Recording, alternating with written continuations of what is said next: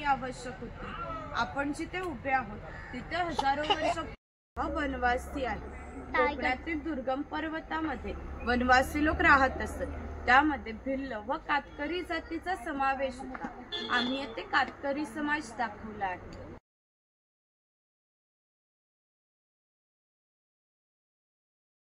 कोणी व कोठे करायची याविषयीचा निर्णय सुद्धा गावकरी येथेच बसून घेत असे। याचे वैशिष्ट्य म्हणजे जगभर अशी प्रथा आहे की प्रत्येक जाती धर्माचे लोक आपापल्या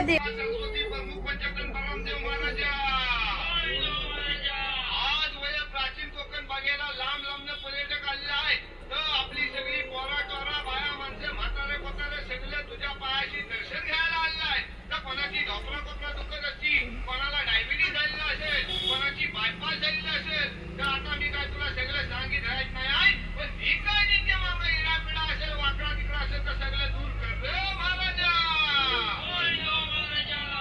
ह्यांच्यावर कोणी करणी केला नसेल, कोणी उदारकी केला नसेल, कोणी देव घातला नसेल, तर तू सीमेचा रखवाली हाय। तर सगळं सीमेच्या बाहेर ठेवून टाक आणि इथं आलेल्या कोणत्या विघाला धक्का लाव देऊ नको रे महाराजा। यांची कोणला पोरगी भेटत नसेल, कोणला पोरगा भेटत नसेल, कोण लग्नाचं अडकलेलं असतील आणि ज्यांची लग्न झालेली आहे त्यांना चांगली पोराटोरा होऊ दे आणि त्या पोराटोरांचं लय डिग्री पर्यंत शिक्षण होऊ दे महाराजा। शिक्षण झालेल्या पोरांना मनासारखी नोकरी भेटू दे आणि जर काय साहेबांना गौरी गणपती हरी राजा द्याला नाही तर त्या साहेबाचं काय करायचं तर तुला ठावं आहे रे महाराजा।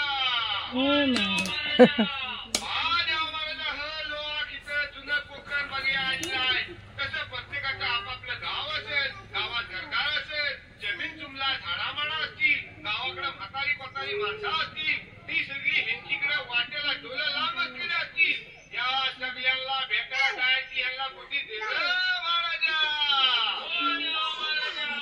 या सगळ्यांच्या वती नारळ देऊन तुला गाळाला घालता वाय।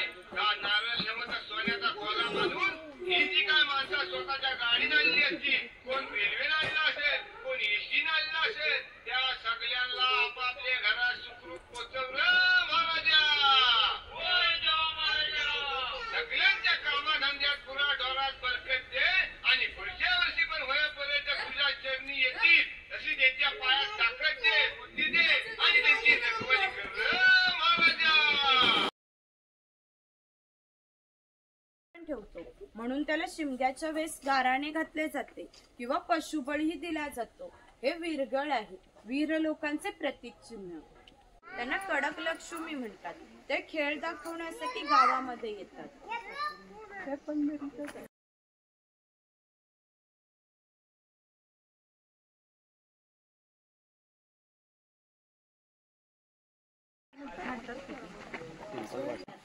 घरासमोर अंगण आहे, अंगणात तुळस आहे, इकडे आडकित्त्यांचे प्रकार लावले, सुपारी फोडतो ना त्याचे।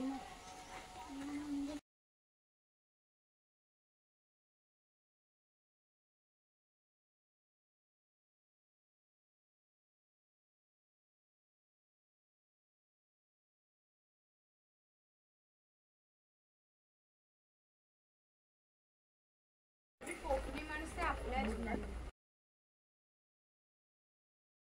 फिरवले जातात, त्यामुळे आतली डाळ वाटून निघते। ही वाटलेली डाळ इथे खाली पडते, त्याच्या गोड पुरणपोळ्या बनवल्या जातात। वरती चहाची किटली आहे आणि बाजूला टिफिन बॉक्स आहे।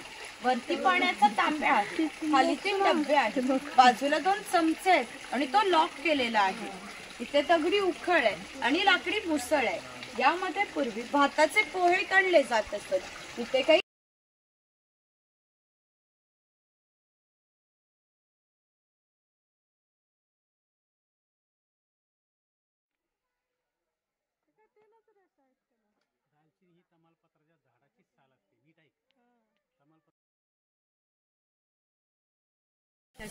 लहान मुले अंघोळीसाठी व मासेमारीसाठी येत, स्त्रिया पाणी भरण्यासाठी व कपडे धुण्यासाठी येत। बुराख्यांसारखे जातीपातीचा विचार न करता त्याला मशाल दाखवण्याची विनंती केली. चर्मकाराने सुद्धा अतिथी देवो भव समजून मशाल दाखवण्यास सुरुवात केली. आज ज्या ठिकाणी मार्लेश्वर देवस्थान आहे त्या ठिकाणी गेल्यावर शंकराने आपले खरे रूप प्रकट केले व त्याला दर्शन दिले. त्याला सांगितले की आजपासून मी याच ठिकाणी राहणार. या गोष्टीला जवळजवळ 500 वर्ष होऊन गेली, परंतु दरवर्षी मकर संक्रांतीला शंकराची मूळ गावातून पालखी निघते. तिला मशाल दाखवण्याचे काम चर्मकाराचा आजचा वंशज करतो.